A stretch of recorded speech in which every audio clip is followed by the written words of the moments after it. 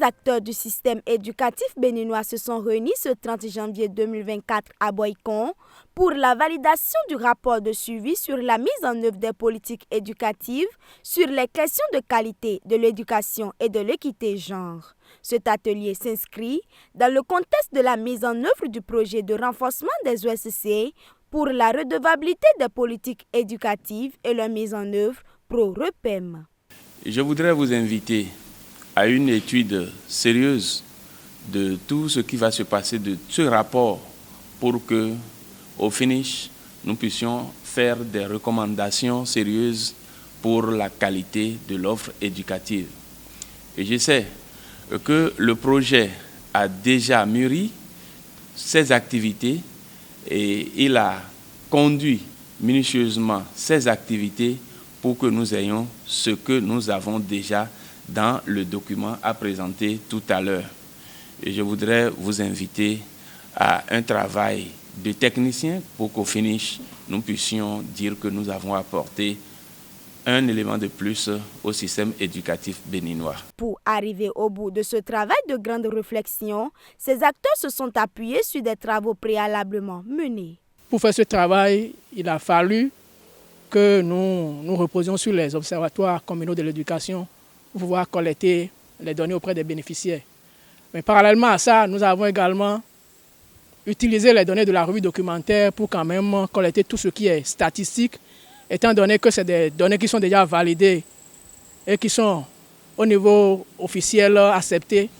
Donc ça a été plus facile pour nous d'avoir accès à ces données et avec l'aide des observatoires, nous avons pu collecter les données auprès des bénéficiaires. Au terme de plusieurs heures d'échanges, de débats et de réflexions, on retient. Donc c'est un travail qui nous a permis de passer en revue toutes les réformes qui ont été mises en œuvre depuis quelques années et voir dans quelle mesure ces réformes ont impacté les bénéficiaires et voir quel est le niveau actuel d'un certain nombre d'indicateurs. Au-delà de la réussite de l'activité, les recommandations qui en sont issues doivent être prises en compte. Je crois qu'on ne peut que féliciter les organisateurs qui ont réfléchi à pondre un document quand même qui reflète la réalité du système éducatif. Là, je félicite et je remercie les organisateurs pour ça. Pour les participants, je crois que ce n'est pas tous les acteurs du système éducatif qui étaient représentés dans la salle.